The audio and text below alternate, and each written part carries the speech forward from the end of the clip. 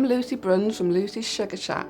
Today I'm going to be showing you how to make this Easter chick cake.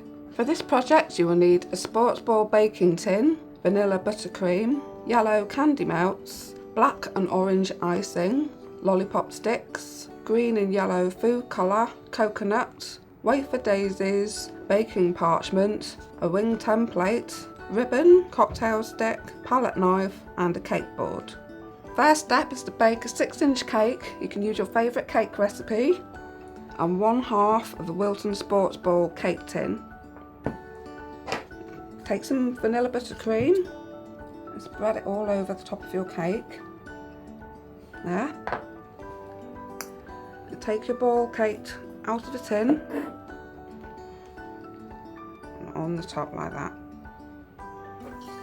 Now we're going to put our buttercream into a bowl.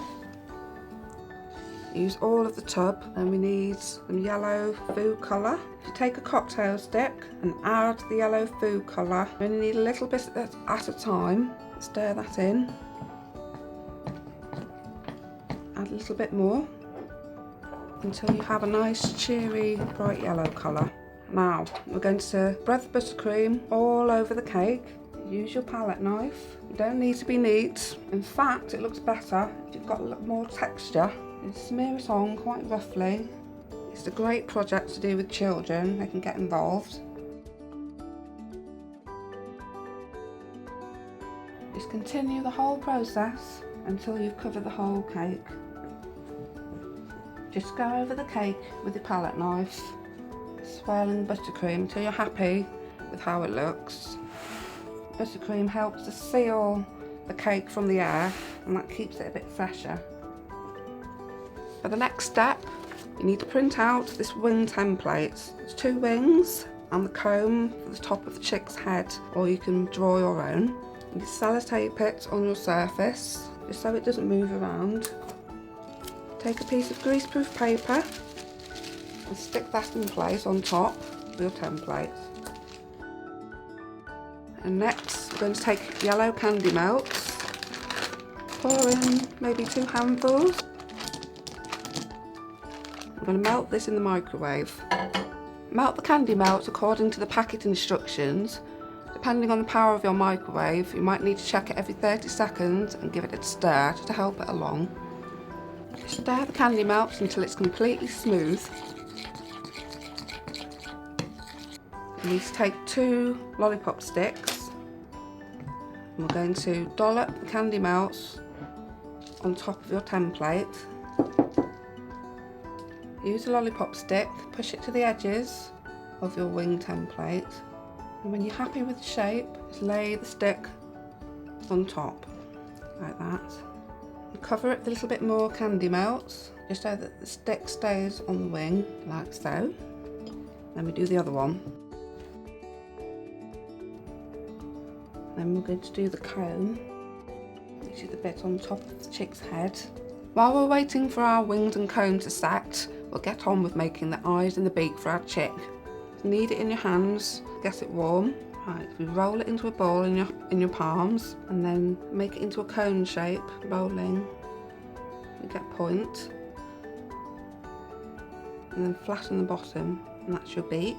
And for the eyes, take 2 balls of black icing, about the size of a small pea. There's 1. And there's 2.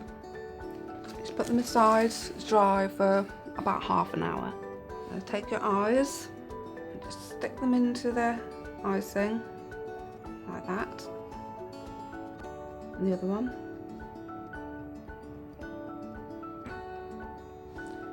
And then for the beak, what you can do is get a cocktail stick, just break it in half. Make sure you put the broken end in the beak. And then you can insert it into your cake, like that.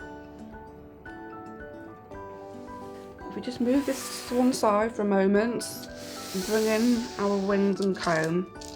They should have set by now. What we do, gently ease it off the paper. There we go. Take the chick's comb, stick it in the top of his head, like that. Press it in gently. Then the wings, push it in all the way, like that.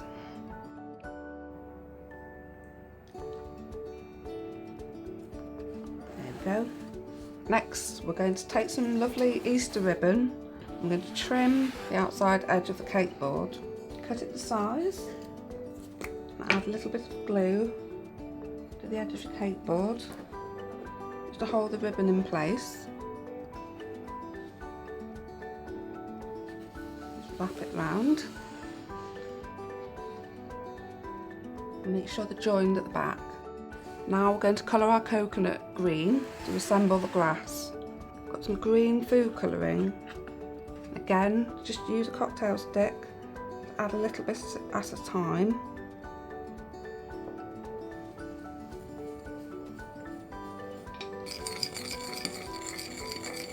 Just keep adding food colour until you get to your desired shade. Sprinkle the coconuts around the base of your cake.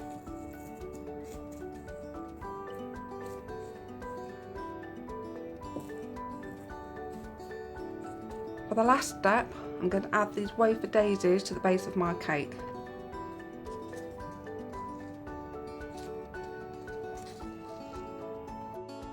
And here's our finished cake, all ready for your Easter celebrations. For any more information on the products you've seen today, visit our website, our blog, or pop into your local store and speak to one of our colleagues.